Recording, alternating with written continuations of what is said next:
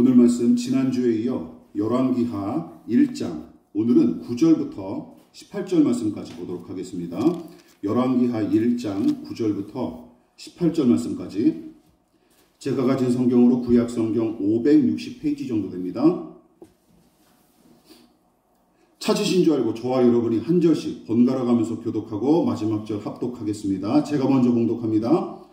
이에 50부장과 그의 군사 50명을 엘리야에게로 보내매 그가 엘리야에게로 올라가 본즉 산 꼭대기에 앉아있는지라. 그가 엘리야에게 이르되 하나님의 사람이여 왕의 말씀이 내려오라 하셨나이다. 엘리야가 50부장에게 대답하여 이르되 내가 만일 하나님의 사람이면 불이 하늘에서 내려와 너와 너의 50명을 살을지로다 하매 불이 곧 하늘에서 내려와 그와 그의 군사 50명을 살랐더라. 왕이 다시 다른 50부장과 그의 군사 50명을 엘리야에게로 보내니 그가 엘리야에게 말하여 이르되 하나님의 사람이여 왕의 말씀이 속히 내려오라 하셨나이다 하니 엘리야가 그들에게 대답하여 이르되 내가 만일 하나님의 사람이면 불이 하늘에서 내려와 너와 너의 50명을 살릴지로다 하매 하나님의 불이 곧 하늘에서 내려와 그와 그의 군사 50명을 살랐더라. 왕이 세 번째 50부장과 그의 군사 50명을 보낸지라. 셋째 50부장이 올라가서 엘리야 앞에 이르러 그의 무릎을 꿇어 엎드려 간구하여 이르되 하나님의 사람이여 원하건대 나의 생명과 당신의 종인 이 50명의 생명을 당신은 귀히 보소서.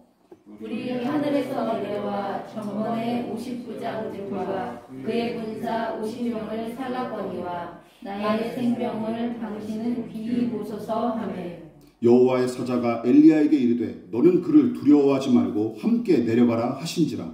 엘리야가 곧 일어나 그와 함께 내려가 왕에게 이르러 말하되 여호와의 말씀이 내가 사자를 보내 에그론의 신 바알세굴에게 물으려 하니 이스라엘에 그의 말을 물을 만한 하나님이 안 계시느냐. 그러므로 내가 그 올라간 침상에서 내려오지 못할지라. 내가 반드시 죽으리라 하셨다 하니라. 왕이 엘리야가 전한 여호와의 말씀대로 죽고 그가 아들이 없으므로 여호람이 그를 대신하여 왕이 되니 유다 왕 여호사밧의 아들 여호람의 둘째 해였더라. 다같이 아하시야가 행한 그 남은 사적은 모두 이스라엘 왕 역대 지략에 기록되지 아니하였느냐. 아멘. 예, 말씀의 제목을 같이 한번 읽어보시겠습니다. 자, 시작. 나와 이들의 생명을 귀히 보소서. 예, 나와 이들의 생명을 귀히 보소서라는 제목으로 하나님 말씀 전하도록 하겠습니다. 오늘도 중요한 내용이 몇 가지 아주 귀중하게 담겨져 있습니다. 그래서 신중하게 들으시고 잘 따라와 주시기를 부탁을 드리겠습니다. 열왕기하 1장은 아합의 아들 아하시야의 이야기로 시작되는데 그의 일생은 아버지 아합의 생애를 압축해 놓은 것처럼 여겨질 정도로 매우 닮아 있어요. 물론 부모의 아름답고 선한 면모를 닮았으면 문제될 일이 없었겠지만 그는 부모의 악한 중심과 저급한 태도를 고스란히 계승했고 하나님의 종인 엘리야 선지자와도 마지막까지 대립각을 세우다가 끝내 재위 기간을 2년도 채 채우지 못하고 유명을 달리합니다. 그렇다고 이야기거리가 없는 것은 아니죠. 완고하고 완악한 죄인의 생리가 아하시야의 이 짧은 생애에 매우 명료하면서도 풍부하게 나타나기 때문입니다. 이게 참 얼마나 웃긴 일입니까? 엘리야를 사로잡기 위해 보낸 군사들이 하늘에서 떨어진 불로 연달아 몰살당했으며 여러 번에 걸쳐 하나님의 경고를 듣고 심지어 엘리야가 직접 만나 계시의 말씀을 전했는데도 그의 아버지 아합이 그랬듯이 아하시야도 끝까지 제 고집을 꺾지 않고 시름시름 앓다가 죽고 말죠.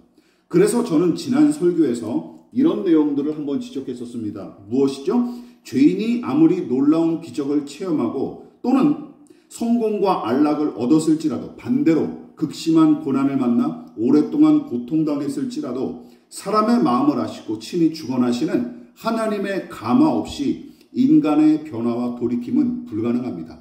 사람의 힘으로 되는 게 아니라는 것이죠. 이 부분을 지적했어요. 그러나 부정적인 이야기만 기록된 것은 아닙니다. 엘리야 선지자는 여기서도 하나님의 종답게 행동하며 선한 본보기를 보여주는데 군사들이 3번씩이나 그를 잡으려고 찾아왔을 때는 두려워하며 어찌할 바를 몰랐지만 그때마다 여호와의 사자가 전하는 하나님의 말씀대로 순종해서 위기를 모면했고 마침내는 아하시아의 면전에서 그를 심판하시겠다라는 하나님의 뜻을 전하기에 이르죠. 그래서 엘리야는 여기서도 다시 한번 우리에게 좋은 본보기를 보여줘.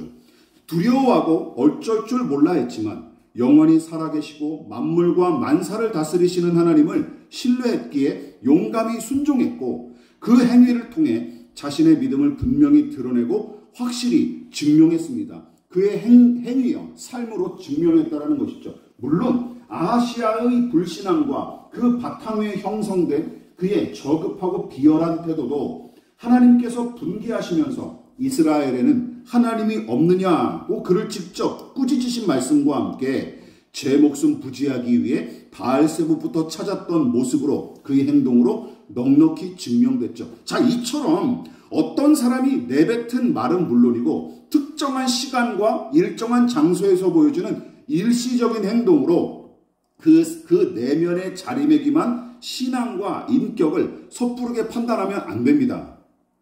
증명되는 건 뭐예요? 시간과 그의 행동으로 증명되는 게 그 내면의 중심이라는 것이죠. 그러나 이 이야기가 던져주는 교훈이 또 하나 있는데 군사들이 불에 타 죽은 사건과 연관된 것으로서 이 사건을 일으킨 원흉과 그 와중에도 선한 일을 도모한 인물을 비교하면서 오늘 은혜를 나누도록 하겠습니다. 자, 첫 번째, 이 사람에 대해서 살펴봅시다. 시작. 교만하게 착취하는 아하시아와 두 50부장의 맹종.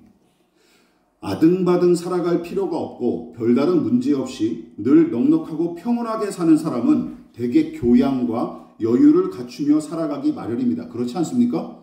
그래서 많은 사람들이 중산층 이상의 재력과 사회적 지위를 지닌 사람들을 가리켜 뭐라고 얘기하냐면 유쾌하고 예의가 바르며 자기 관리와 자기 개발에 힘쓰는 부류라며 축혀 세우는 말을 자주 들어봤습니다. 여러분도 자주 들어보셨을 거예요. 그뿐만이 아니죠. 부유하고 사회적 지위가 높은 사람들이 지닌 그 여유와 매너를 이리 마르도록 칭찬에 맞이하는 작자들이 도리어 생계를 유지하는 것조차 힘든 서민들은 물론이고 생활고에 시달리며 생존의 문제를 놓고 고민하는 하층민들을 향해서는 매사에 부정적이고 표독스러운 사람들, 매너나 교양 따위 찾아볼 수 없고 선한 영향력을 끼칠 생각 따위 없는 사람들, 그래서 맨날 그 모양으로 살지 하는 말을 서슴지 않고 내뱉으며 빈정대는 모습을 제가 한두 번 본 게 아닙니다. 매스컴에서도 그렇고 동영상에서도 자주 봤습니다. 물론 어느 정도 일리 있는 말이긴 하지만 그렇다고 다 맞는 말은 아니지 않습니까? 다 맞는 말은 아니에요. 진리가 아니에요. 게다가 이런 비평가들이 거기서 더 나아가 이런 식으로 얘기하죠. 부유층들의 풍요와 안락은 그들의 긍정적인 사고와 매너에서 비롯된 것이고 가난한 사람들은 투박하기 짝이 없는 성격과 늘 쫓기듯 살아가는 태도 때문에 거기서 못 벗어난다 하며 개똥 철학을 늘어놓기 일쑤입니다. 그러나 소위 사회 지도층이나 부유층에 속한 사람들이 보여주는 매너와 긍정적인 태도가, 잘 들어보십시오, 그들의 진짜 성격과 인격인지에 대해서는 고민해 볼 필요가 있습니다. 그렇지 않습니까? 그게 진짜 그 사람들의 중심과 성격인지, 그 사람의 진짜 인격인지에 대해서는 생각해 봐야 될, 신중하게 판단할 필요가 있다는 것이죠. 왜냐하면 개인의 본성과 내면에 자리한 인격이 풍요롭고 안락한 환경에서는 잘 드러나지 않기 때문이죠. 기만과 위선이 가능하기 때문입니다. 오히려 개인의 본성과 진짜 인격은 말씀드렸다시피 대개는 극심한 고통에 맞닥뜨렸을 때나 생계나 생존의 위기에 봉착했을 때 주로 드러나기 마련이에요. 아하시아의 경우가 여러분 그 사실을 잘 보여줍니다. 물론 그가 평소에 하나님을 두려워하고 사람을 존중했을 리가 있겠습니까? 그런 사람 아니에요. 다만 어떻게 됐습니까? 본문에 보니까 다락 난간에서 떨어져 크게 다친 사고와 그로 인한 육체의 극심한 고통은 감췄던 그의 본성을 드러내는 식으로 나타난 것이 아니라 오히려 그의 불신앙과 저급한 태도를 더더욱 증폭시키는 기폭제로 작용한 것이죠. 이렇게 되는 거예요. 그래서 생명의 위협을 느낄 만큼 극심한 고통을 겪게 되자 하나님을 찾기는커녕 어떻게 됩니까? 막무가내로 에그론의 바알세봇부터 찾는 모양새를 보십시오.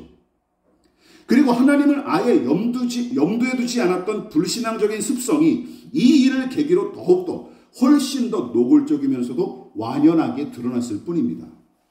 여러분, 사람을 향해서도 마찬가지였죠. 아하시야가 신하들을 비롯한 아랫사람들을 어떻게 대했는지 잘 보여주는 이야기가 바로 엘리야를 잡겠다고 군사들을 3번씩이나 보냈다가 낭패를 당한 이야기죠. 무엇보다 이 이야기는 매우 참혹하고 끔찍하기 짝이 없는데 하늘에서 떨어진 불에 군사들이 타 죽는 일이 2번씩이나 반복된 것은 물론이고 이 지경까지 이르렀는데도 아하시야는 전혀 아랑곳하지 않은 채 또다시 군사들을 사지로 내모는 짓을 저지릅니다. 이 사람이 병에 걸리니까 이게 더 악독해졌어요. 물론 어떤 사람들은 이렇게 얘기할 수 있어요. 하늘에서 불을 내리게끔 간구한 당사자는 엘리야 아닙니까? 그러므로 엘리야한테도 책임이 있다라고 시비를 걸 수 있겠지만 1차와 2차로 찾아온 군사들에게 불을 내려 심판하고 마지막 3번째로 찾아온 군사들은 살려두기로 결정한 일은 누구의 결정이었습니까? 여호와의 천사의 결정이었지 엘리야의 결정이 아니었어요. 우리가 지난 시간 그 내용들을 함께 살펴봤었습니다. 엘리야가 임의대로 결정한 일이 아니라 하나님께서 친히 시키신 일임을 하나님의 사자가 엘리야에게 명령한 내용과 전체적인 문맥을 근거로 우리가 살펴봤어요. 게다가 이 참극의 근본적인 원흉이자 원인은 누구입니까? 아하시야죠. 아하시야 아닙니까? 엘리야 탓에 일어난 일입니까? 아닙니다. 아하시야가 이 모든 사달의 원흉입니다. 그런데 이 비극을 초래한 원흉이 아하시야만은 아니죠. 이 부분이 더 중요합니다. 왕의 명령을 고지곳대로 복종하여 군사들을 이끌고 왔던 2명의 50부장도 아하시야와 별반 다르지 않습니다. 50부장이라는 말은 50인의 대장이라는 말이에요. 요즘 이제 군대 체계로 얘기하면 소대장보다 약간 좀 더 많은 인원을 거느린, 중대장보다는 적고 소대장보다는 많은 사람이죠. 하여튼 50명의 군사들의 대장이라는 뜻이에요. 그 사람들이죠. 이 사람들이 아하시야와 별반 다르지 않습니다. 특히 2사람 모두 엘리야를 향해 똑같은 말을 건넸다가 결국은 부하들과 함께 불에 타 죽고 말았는데 그들이 내뱉은 말은 9절과 11절에 쌍둥이처럼 기록됐습니다. 표준 세번역 함께 읽어볼까요? 시작. 어명이요 하나님의 사람은 어서 내려오시오. 어명이요. 이 자연 번역했죠. 생동감 있게. 여러분은 2명의 이 50부장을 어떻게 생각하십니까? 왕의 명령을 성실하게 이행한 충성스러운 왕의 부하로 바라보셨습니까? 저의 생각은 전혀 다릅니다. 우선 아하시야의 통치와 행실이 하나님의 뜻과 너무나 거리가 멀었고 당시 북이스라엘의 영적 상태는 오래전부터 불신앙적으로 팽배했던 까닭에 아하시야의 부하인 50부장들도 나라 전체에 만연했던 불신앙적 분위기를 거스르지 못할 가능성이 매우 큽니다. 그러니까 이 사람들도 다 불신자였다라고 보는 게 맞죠. 게다가 2사람은 불의한 이 왕의 사악한 명령을 아무 생각 없이 맹목적으로 따랐으니 아하시야 못지않게 이들의 잘못과 그에 대한 책임도 분명히 존재하는 것이죠. 그러니까 중요한 것은 무엇입니까? 여러분, 이게 중요한 거예요. 복종과 성실 그 자체가 선하거나 가치 있는 게 아닙니다. 복종의 대상이 누구이고 무엇을 위한 성실인지에 따라 선과 악이 결정되고 가치의 유무도 판가름 납니다. 모든 성실이 다 가치가 있는 게 아니에요. 믿으십니까? 중요한 내용이죠. 근데 우리는 착각하지 않습니까? 성실하면 다 좋은 것이고 그리고 충성하면 다 좋은 것이다라고 착각하지 않았습니까? 여러분, 2사람의 복종과 성실이 얼마나 불의한 결과를 낳았는지 보십시오. 그렇지 않습니까? 2가지 사례에서 자주 제가 인용했던 부분이죠. 2가지 사례 한번 보십시오. 나치 친위대 사령관으로서 유대인 대학살을 지휘했던 하임리 힘너라는 자가 있습니다. 2014년 1월에 아내에게 보낸 편지가 공개됐는데 그 편지에서 그가 이렇게 얘기했어요. 히틀러가 내 어머니를 쏘라고 하면 난 그렇게 했을 것이요 라고 적었습니다. 그뿐만이 아니죠. 그 유명한, 저 설교에서도 종종 언급됐었죠. 나치의 유대인 집단 학살 정책 가담자였던 아돌프 아이히만은 1961년에 열린 전범 재판에서 이렇게 증언했습니다. 나는 권한이 거의 없는 배달부에 불과합니다. 나는 아무것도 한 것이 없습니다. 크건 작건 아돌프 히틀러나 그 외 어떤 상급자의 지시에 아무것도 덧붙이지 않고 성실히 임무를 수행했을 뿐입니다. 그러면서 무수한 수십만 명, 수백만 명의 유태인을 가스실로 보내는데 이 사람이 도장을 찍었죠.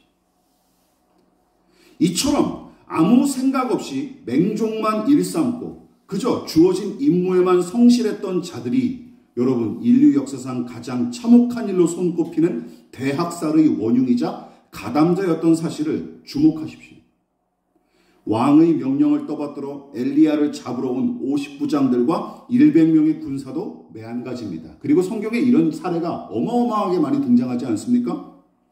불의한 아하시아의 사악한 명령에도 성실히 복종한 그들은 여러분 기억하십시오. 이미 아하시아가 걸어가고 있는 죄인의 길에 함께 서 있는 셈입니다.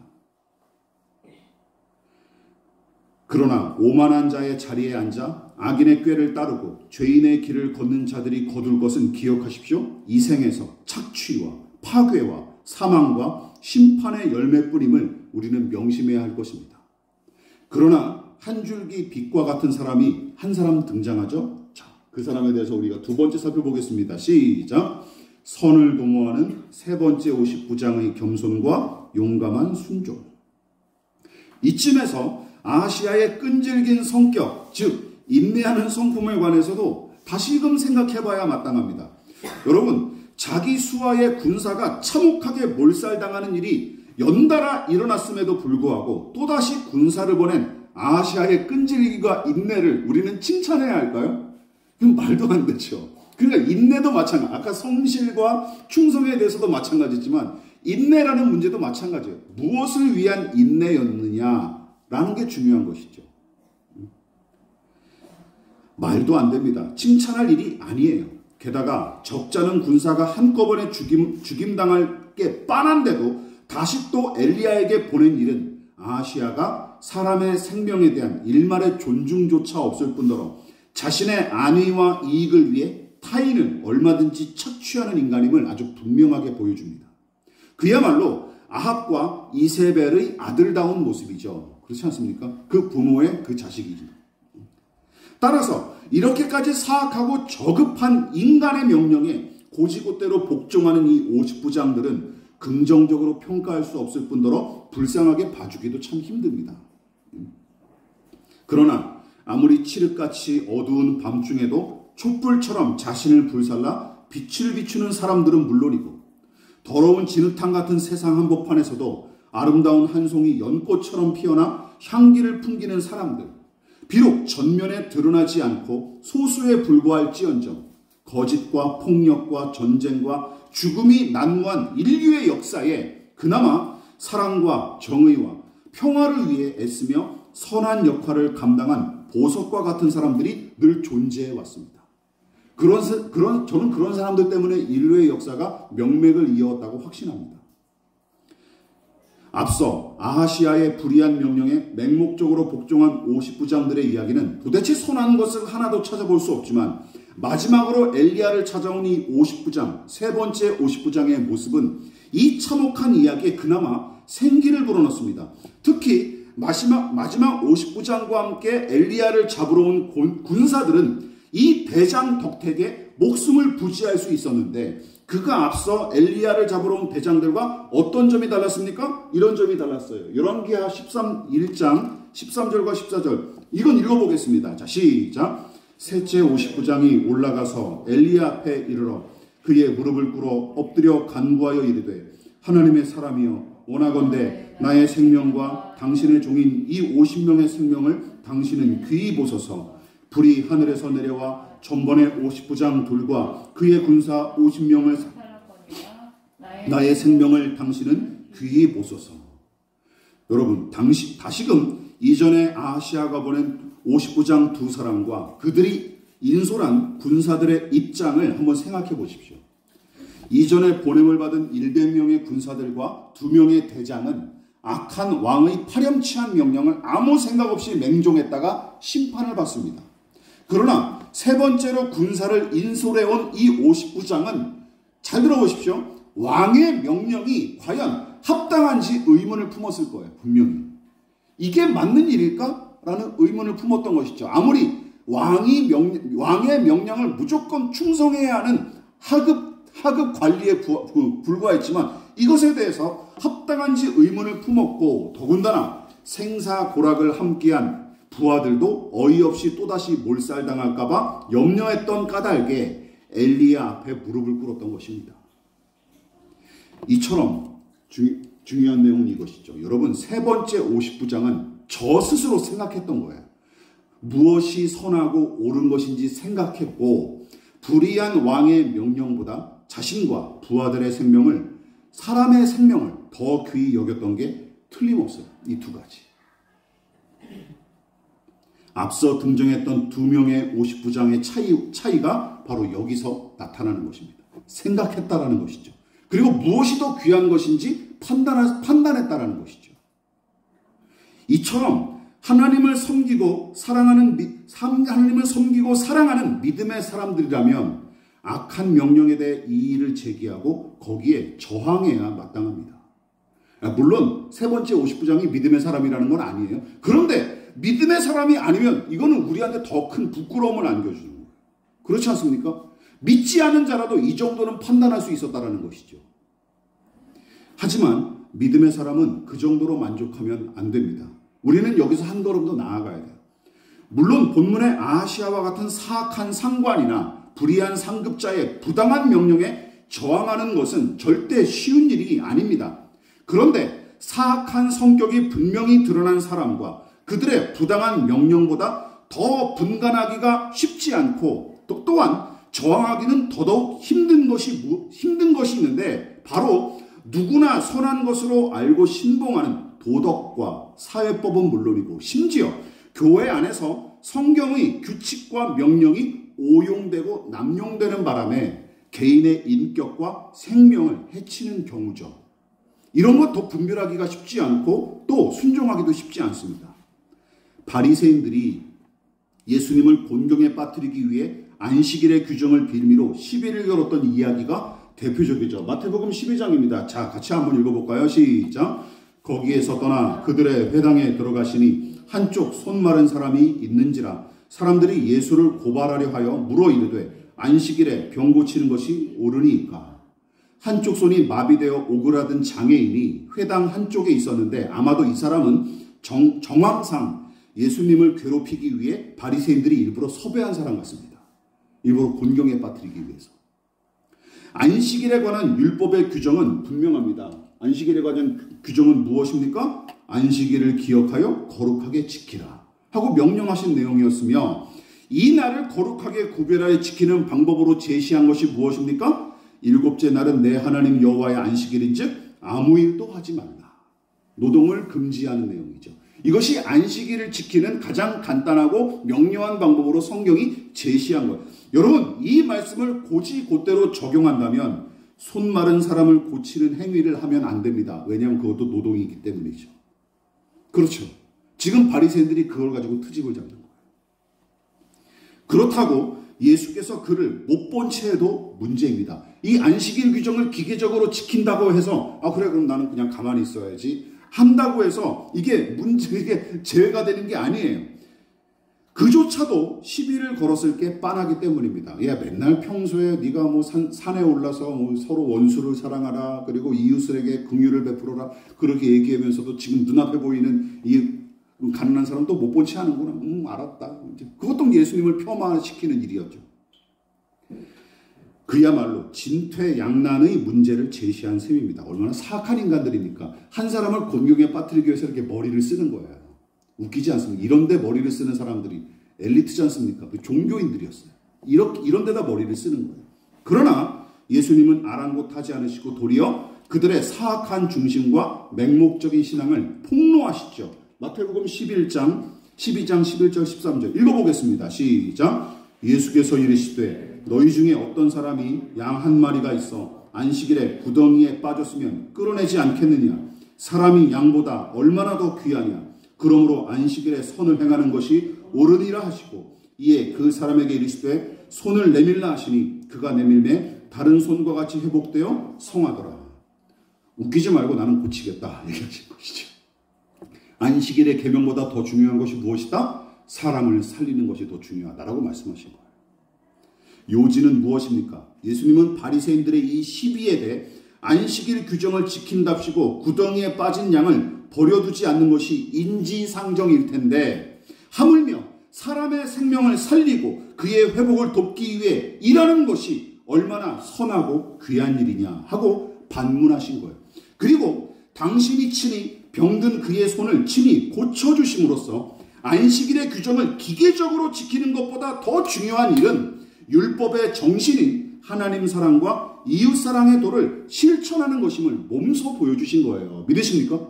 이게 얼마나 위대한 일입니까? 부하들의 생명을 살린 50부장의 중심도 다르지 않습니다. 그에게 중요해요. 물론 평소에 그가 지금까지 왕의 명령을 매번 거스르면서 여기까지 왔겠습니까? 말도 안 되죠. 그동안은 계속 왕의 명령에 악한 왕 아하시아의 불의한 명령에도 그가 계속 순종했을 거예요. 복종하면서 충성스러운 군사로서의 역할을 감당했을 거예요. 그런데 여기까지 이르니까 이제는 생각했던 것이죠. 이거는 아니지 않나? 라고 생각했던 것이죠. 여러분, 그에게 중요한 것은 사악한 왕의 부당한 명령이 아니라 자신과 부하들의 생명이었고 그것을 얻기 위해서라면 왕의 원수인 엘리야에게 구걸하는 일도 마다치 않았습니다. 기꺼이 무릎을 꿇었습니다. 선지자여 저와 이들의 생명을 귀히 보소서. 그리고 우리를 불쌍히 여기십시오. 그제서야 여호와의 천사가 그에게 긍휼을 베풀도록 허락을 하죠. 말씀을 마무리하도록 하겠습니다. 저는 본문을 묵상하고 원고를 준비하는 와중에 작금의 교회를 생각하지 않을 수 없었습니다. 그동안 대부분 목회자가 무소불위의 영적 권위를 세우기 위해 교인들에게 맹목적인 복종을 좋은 믿음이랍시고 가르쳤던 이들을 생각하면 그가 참 저는 그저 기가 막힐 따름이고 어떨 때는 구역질이 날 정도입니다. 솔직히 얘기하면. 저는 불신자고 안티 기독교인보다 더 교회와 목회자들에 대한 혐오를 가지고 있었던 사람이에요. 저는 예전부터. 예수 믿기 전부터. 그리고 예수 믿은 다음에도 30대까지 계속 그랬어요. 그래서 이런 말을 서슴지 않고 할 수 있는 겁니다. 또한 다른 의견이나 이의 제기 등은 마귀짓으로 치부하며 적대시하고 군대처럼 일사불란하게 움직여야 하나님의 일을 온전히 감당하는 교회라고 가르치는 목사들은 과연 교인들을 하나님의 종으로 세우기 위해 힘쓰는 선한 목자들일까요? 아니면 신앙을 빙자해서 제 똘마니로 만들기 위해 안달하는 장사치나 조폭 두목에 불과할까요? 여러분 생각하셔야 됩니다. 본문에 등장하는 이 50부장만큼도 못한 작자들이 목사와 장로와 권사 등의 명분을 앞세우며 바리새인들처럼 유세를 떠는 것이 오늘날 교회의 엄연한 현실입니다. 그거를 보지 못하시면 깨우치셔야 됩니다. 깨우치셔야 돼요. 그러므로 여러분 말씀드립니다. 의심하고 생각하십시오. 생각하며 사십시오. 고민하고 분별하십시오. 중요하게 붙잡고 구해야 할 덕목과 내 인생의 가치가 무엇인지 열심히 찾으십시오. 정신을 차리고 건강한 중심을 되찾으십시오. 우리는 하나님의 종이지 사람의 종은 아니지 않습니까? 매번 말씀드리지만 사람의 종로로 타실 거면 뭐하러 교회를 다니십니까? 교인들은 목사를 신격화하며 떠받들지 마십시오. 계속 말씀드립니다. 맹종을 요구하고 제 이익 챙기기에 급급한 목사들을 향해 여러분 침을 뱉으십시오. 침을 뱉으십시오. 욕을 하십시오. 왜 고상한 척 하시면서 그러십니까? 가만히 계십니까? 국민을 개돼지 취급하며 그 위에 군림하기 일수고 법과 도덕과 원칙을 무시하며 권력을 오남용하는 위정자들, 그런 작자들에게 개평이나 얻을 요량으로 굽실대지 마십시오. 오히려 이 일을 제기하고 비웃고 욕하고 저항하셔야 됩니다. 그래도 꿈쩍하지 않는다면 끌어내리십시오. 끌어내려야죠. 그렇지 않습니까? 자녀들도 마찬가지입니다. 자, 우리 자녀들 잘 들으십시오. 부모의 말이 다 옳지 않을 뿐더러 정답도 아닙니다. 저도 부모의 입장에서 여러분들에게 이런 말을 용감히 얘기하는 거예요. 부모와 그들의 말은 존중하되 맹목적으로 따르지 마십시오. 예, 마십시오. 여러분의 생각을 따라 사십시오. 예, 참고는 해야 되겠지만 그것이 여러분들에게 다 옳은 것은 아닙니다. 부모의 선한 면과 장점은 본받으려고 몸부림치되 그들의 허물과 단점을 직시하고 거기에 저항하십시오. 아시겠습니까? 그냥 물려받지 마십시오. 저희 자녀들도 마찬가지입니다. 장점은 본받으려고 힘쓰되 단점과 허물이 있거든 그거를 객관적으로 바라보십시오. 아, 우리 어머니 아버지는 이런 부분이 좀 부족하긴 하지. 아, 그래, 나는 이렇게 살아야 되겠다. 타산지석으로 삼으라는 말씀입니다. 품 안의 자식으로 안주하거나 안심하지 마십시오. 더 나은 인격과 믿음을 지닌 사람으로 성장하고 하나님께서 여러분 각자에게 부여하신 자신만의 사명과 소명을 찾아 여러분의 생애에 충성하시기를 진심으로 축원을 드리겠습니다. 믿으십니까? 그렇게 살아가야 합당한 거예요. 언제까지 부모 의지에서 살아가려고 합니까? 언제까지 부모의 그늘 아래 살아가려고 합니까? 말도 안 되죠. 교회 안에서도 마찬가지입니다. 목사 너무 의존하지 마십시오. 예. 언제까지 40대가 되고 50대가 되는데 언제까지 목사님께 이산 날짜를 물어야 합니까? 예.